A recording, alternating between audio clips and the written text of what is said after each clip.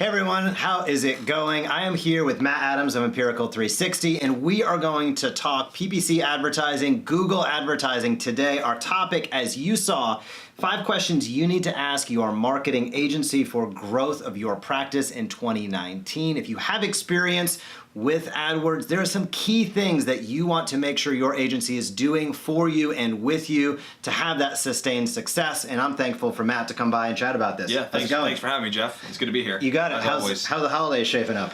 They're shaping up good. You know, for the agency right now, Empirical 360, we've actually invited out a lot of our clients to kind of give year-end testimonials. And it's been very encouraging, the feedback, but it's also been very good for us as well to learn about some of the things that we can do to improve as well. And that's kind of where this topic derived. It's you know, the questions that you really need to ask of your marketing agency, if you have one, you know, to see if they're performing, if they're really invested in helping you grow your practice. And so I think we've whittled it down to a few here that are going to be kind of enlightening for you. Awesome. And the 5 things that you had brought up and we're going to talk about are transparency, value, accountability, communication, and credibility. I think those are really, really key tenets. And let's dive in with transparency. One of the questions that I had for you is, you know, how do you know, what your agency is doing is actually helping grow your practice? So yeah, it's an interesting question. So from a transparency standpoint, agencies tend to report on a lot of different metrics. There's so many different things that you can actually report on: impression share, clicks, and a lot of this might be, you know, kind of high level. But there's really just one metric that really matters, and that's new patients and growth in revenue for your practice. A lot of agencies out there, we get into meetings where they start talking about, well, our goal going into this month here was to increase your impression share, and you can simply do that by upping your bids within your accounts. And if you're reporting on that and you go back to your client and you say, your chiropractic client, and you say, hey, our goal going into this month was to increase the impression share, and we did that. Well, what value did that really provide to me? Transparency also doubles down as well in terms of knowing what your agency's actually doing for you on a day-to-day basis. We've actually run into some instances here where we've had questions asked of us, you know, for the retainer that we're paying for your services, what am I actually getting for that? And you know, recently, recent as a month ago, we didn't really have any self-auditing and self-reporting on that to be able to give back to our clients and say, hey, this is really everything that goes into the management of your accounts. So what we did is we built out these internal processes to log time and have project management, line item every single thing that we're doing, so that I think that it provides people an understanding. Because if you don't know what PPC is, and we talked about this term before, the George Foreman set it and forget it. People think you just put in some keywords and you plug them in there, you put some bids and you bid on it, and you just assume that you're going to get, you know, new patients.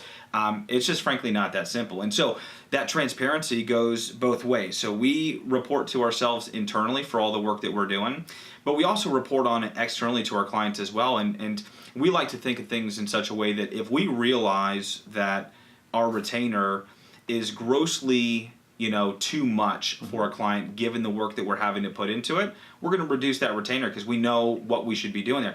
On the same token, if a month, 2 months into the relationship, we're putting a lot more work than we need to, or a lot more work than we had originally expected, we're going to go back to you and say, hey, you know, this is a lot of work for us, and I think that we're headed on the right track with your marketing, but, you know, we need to up the retainer because we're having to put a lot. But it's that bilateral transparency. And that dives into value. So, you know, when an agency is providing value for a client, how do I, as a chiropractor, how do I know if I'm getting that value for the dollars spent ultimately?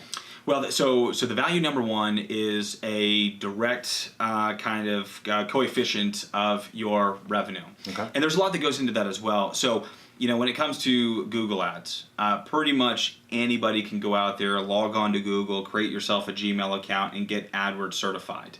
But we take a different approach to it because we really just don't want to be this by-the-book agency. Because it's dynamic. You know, the markets are different, the geographic locations are different, each demographic is different, and if you're by the book, it's only going to get you so far. So we like to think outside the box in terms of the way that we manage accounts. And then additional value, I mean, you know, how much are they actually giving? Are they giving you that kind of reporting to say, we're doing your SEM campaigns? Are we doing social for you? Are we doing SEO for you? Are we doing things that are actually relevant? Because I'll tell you another point on this here as well. Working in marketing is kind of interesting because it's such a convoluted process, and it's very confusing to people. And I've worked in sales for a long time. When you can add confusion as a component to what you're trying to sell, it becomes exponentially easier to sell it because people don't understand it. Really, we just don't want to do. I could probably go in and tell everybody, hey, you should pay for SEO and you should have this massive retainer and you're going to do great from it. And I think all these great things are going to happen. And then 6 months down the road, nothing actually came from it. But that's just not the way that, really business should be done and marketing should be done. We want to be honest with our clients, and that's how you can actually get value from it. Are they trying to pitch you on the whole kit and caboodle? Or are they actually just giving you what you need? Yep. That's a good point. And getting down to that from an internal metric perspective, I know one of the things we had regarding accountability with your agency, if you're going through Google Ads, holding your agency accountable for what you're looking for. What are your goals? Are you hitting those goals? And really, lifetime value of a patient becomes really, really important for that. Can you talk about that a little bit? Yeah, so lifetime value of a patient is paramount. It's probably the number one, or lifetime value of, an acquisition, right? So new patient or, an insurance policy sold, whatever we're marketing for. And that's relevant to, because I think, unfortunately, in chiropractic, specifically, you look at your growth of your practice in general. I had these expenses, I had this much revenue, and thereby I'm growing. But if you segment out your marketing dollars specifically and you compare that against, the actual growth, was your marketing dollars specifically that were tied to the new patients coming in worth it for you? So if you spent $5,000 in your marketing, did you get 10 new patients or something that is a net positive for the revenue that you'd expect to have coming in from it? And if you don't tie that actually back, you're probably missing the boat, and you might be spending more marketing dollars than you actually need to. Gotcha. So there could be something, an interesting point comes about that. There could be a situation, let's say, when somebody is growing, they've been in practice a few years, they're actively growing, they're ramping up marketing, but actually their growth is coming from internal referrals, nothing that they're spending marketing on, which would be an unwise marketing spend, to say the least. And, so the way that we look at any kind of practice or any entity like that, so we want you to fire us or retain us for other reasons. So let's say that we have a goal alignment meeting with our clients, and we say the first year into it, these are our goals, we expect this amount of growth, and the end goal of it is you're begging for mercy. You literally can't take any more. Your wife and your kids are mad at you because you're always in clinic and you're always treating patients, and that's a great problem to have. So you either have to tell us, hey guys, I need you to back off the throttle for a little bit because I can't breathe anymore right now. Or the better option of the two is you expand your practice, you get another office, you bring another chiropractor in with you, and you grow that way. So we want you to get to a point where it's like, I need you to back off the throttle. You know what I mean? But that only comes if you know what the lifetime value is, if you know what your marketing dollar spend is, and you can actually tie new patients that you're getting in back to those marketing dollars specifically. Gotcha. And with that, one of the things that we wanted to talk about was communication. And you talked a little bit about, or you just mentioned kind of a goal-setting meeting up front. Yeah. Talk about that process. Like, when somebody, if I'm going to go with an agency, what should I expect in terms of, like, do I just, cut them a check and hope for the best? Like, how does the process work of kind of, setting what you want to do and then monitoring it throughout time? Sure. So goal orientation, we call it in the discovery meeting, is going to be learning as much about you and your practice, the way that you conduct business, the services that you offer, if it's spinal decompression or cold laser therapy or whatever it might be. A lot of the chiropractic offices right now are offering like total wellness, and so they've got additional supplements they can consult on, all that kind of stuff. And so that leads us into, do we need to incorporate any kind of e-commerce into your website and do any kind of paid search behind that as well? Do you have a social presence? All of those kind of details, we really kind of have this, parsed out process, and then the expectations going forward for communication as well. Okay. How often do we expect to communicate with one another? We're very hands-on. We love our local clients, not to say anything against the national clients that we have as well, but it's great to be able to get into the office with our clients and actually talk to them so that we can make sure that for their initiatives, we're all on the same page. For our initiatives, we're on the same page. agency growth from the marketing standpoint and from our business is directly related to the business growth for our clients as well. And so that's really kind of our goal. And we like to make sure that our clients are aware of that.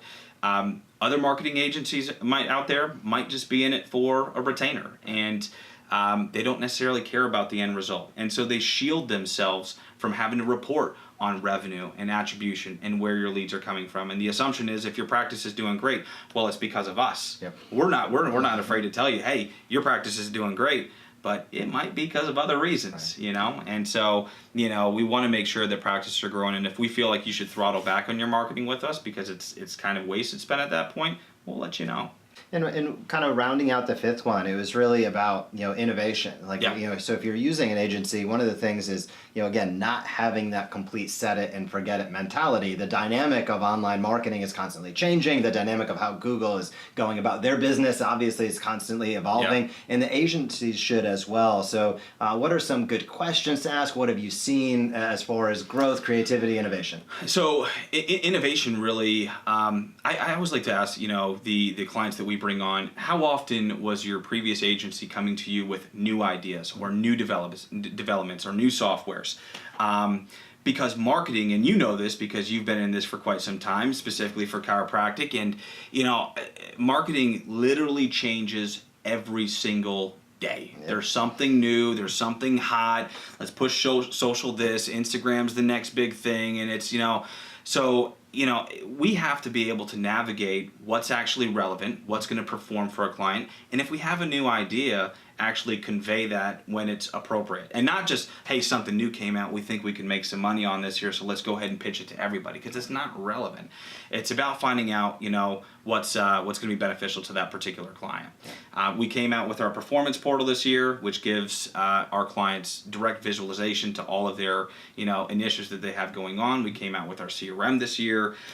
If your agency isn't coming to you like every month or every 2 months with some fresh new ideas for your practice and how to grow it going forward, and chiropractic changes too. You know, you have new service offerings that come out, and you know, new things that would be trending in the marketplace, and you got to communicate with us on the other side. Hey, this is something new. We think that we can actually get some new patients coming in for it. We feel like it's going to be beneficial to them. So let us know, and so we can incorporate that into your marketing going forward.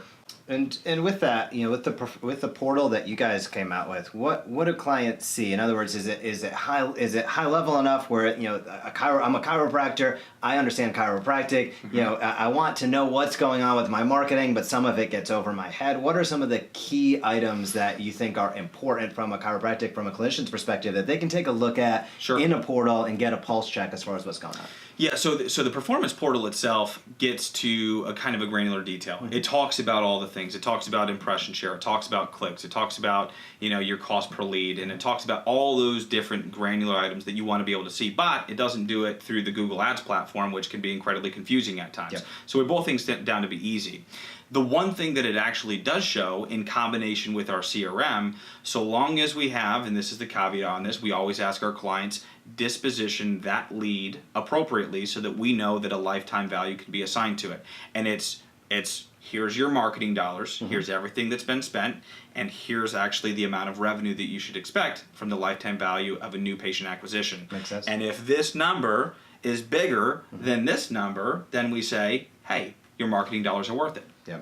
I really appreciate it. These are, you know, 5 key things that we talked about today, and I'll kind of say the high level is, you know, as you go through, and if you're a doc watching and you're making a decision on an agency, maybe you have an agency and you want to make sure you're doing the right things in 2019, transparency, value, accountability, communication, and innovation, those are the 5 key tenets that you need to make sure that your agency is living up to their end of the bargain on. And one of the things, as additionally I know we had talked about, was, you know, anybody who's been watching our weekly series here, if you have questions, feel free to fire them down below, and we're happy to jam on them and answer them for sure. Additionally, last episode we went through your chiropractic guide to PPC advertising. We'll throw a link to that below as well. So if you're a chiropractor saying, man, this sounds great, but I don't even know where to start, that guide is for you. It's a great place to start. So any closing thoughts? No, it's been a great 2019 for Empirical.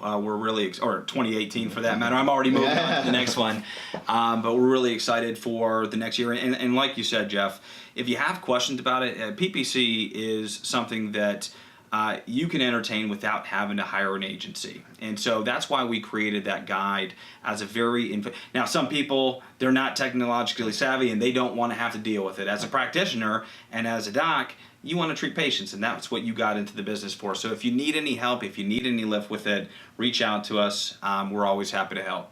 Awesome. All right. Until next time, Matt and I will be back after the holidays. We'll be chatting PPC, and we'll be diving into some very specific strategies and tactics you can use throughout 2019 and beyond to make sure if and when you are doing that advertising, you're getting the best bang for your buck. Hope you guys have a great day. Bye-bye.